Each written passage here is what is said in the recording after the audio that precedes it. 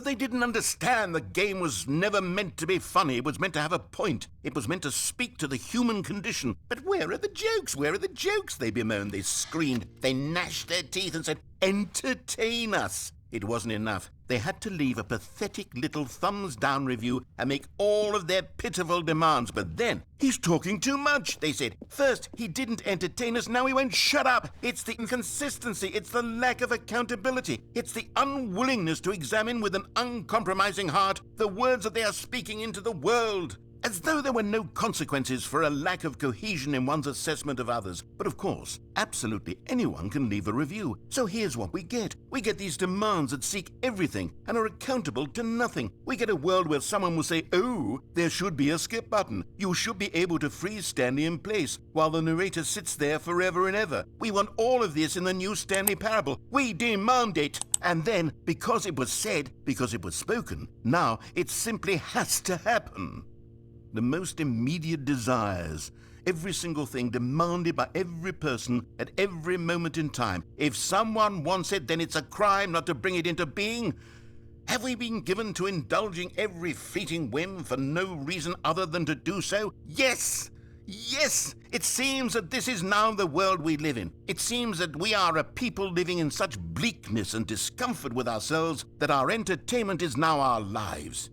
It has come to represent us. It absolutely must speak to who we are as people, because otherwise, without our entertainment, we have nothing. Without entertainment, we would have to face inward toward the cruel bleakness inside ourselves. We would turn to look at our deeper nature and find a resounding emptiness gazing back with unyielding aggression. And so because of this, we require that our amusements and our playthings and our flights of fancy be so impossibly captivating that they consume all of our attention, turn our heads completely away from the bleakness. In effect, we have demanded that our entertainment be the collapse of ourselves.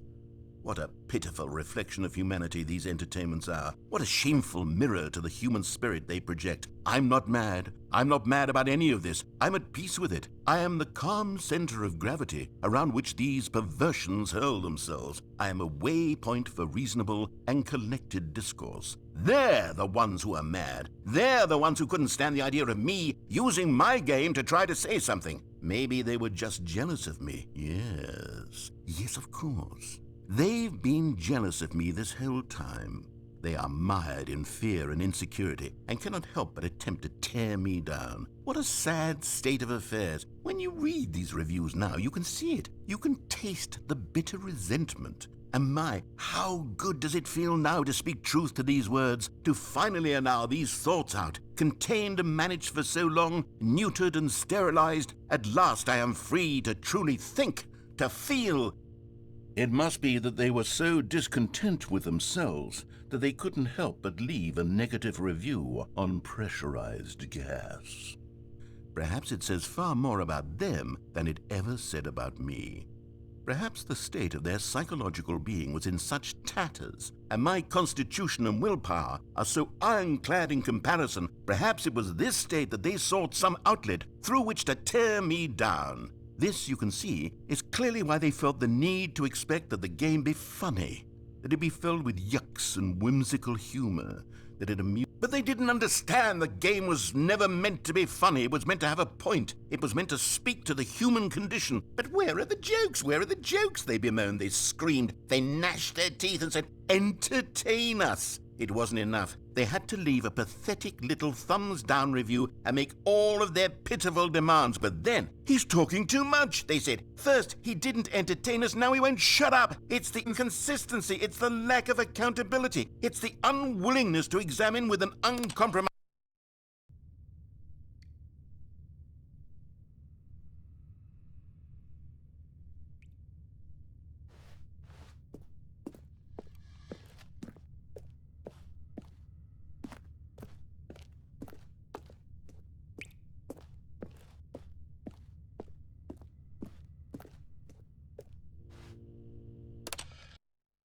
The end is never the end, is never the end, is never the end, is never the end, is never the end, is never the end, is never the end, is never the end, is never the end, is never the end, is never the end, is never.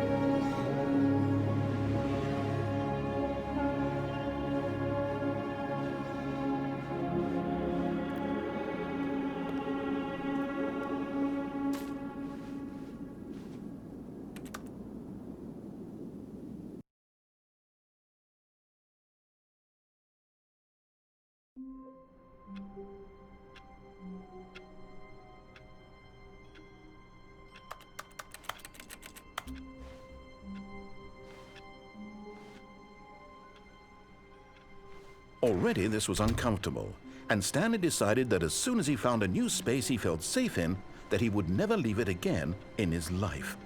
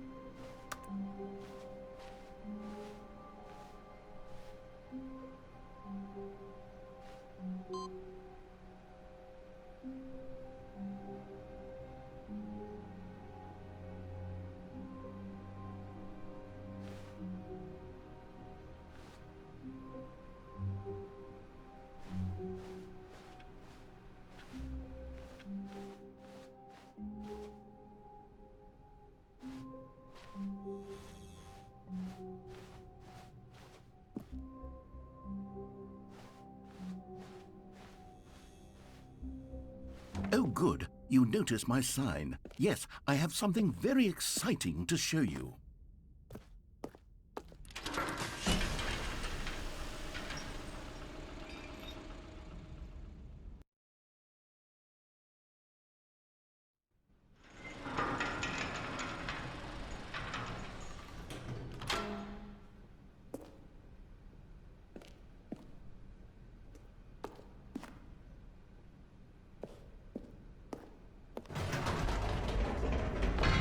You see, Stanley, I've been reflecting on the Stanley Parable and about how roundly disappointing this ultra deluxe version has turned out to be.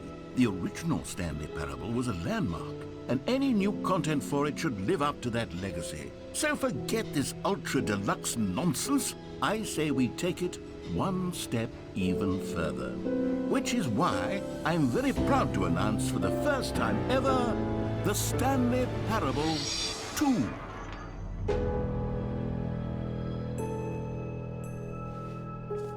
Yes, you see, isn't this far superior to a measly port with a few minor additions? Think of all the new territory we'll cover with a fully fledged sequel, an entirely new experience, built from the ground up. Why, there are so many possibilities. It could go in so many different directions.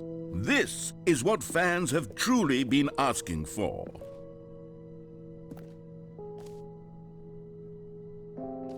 Calling it the Stanley Parable 2 is just so much catchier than Ultra Deluxe, don't you think? Ultra Deluxe? What does it even mean? But the Stanley Parable 2, now that's an artistic statement right there.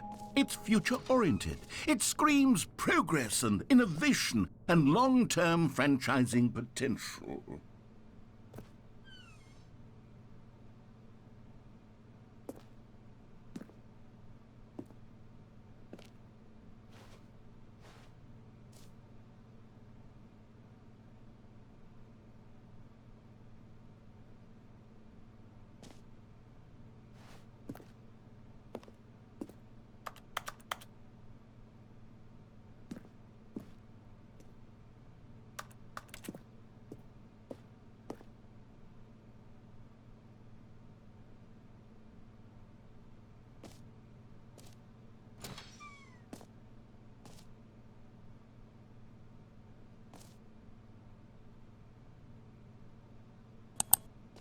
Now, to be clear, I haven't quite nailed down what exactly the Stanley Parable 2 is going to be, but let's take a look at some of the features I've been developing for it. I figure that if I can loosely organize a handful of interesting concepts, that surely the game will sort of naturally spring up around them. It'll all work itself out. Game development is much more of a fuzzy magic than anything scientific or logical, really.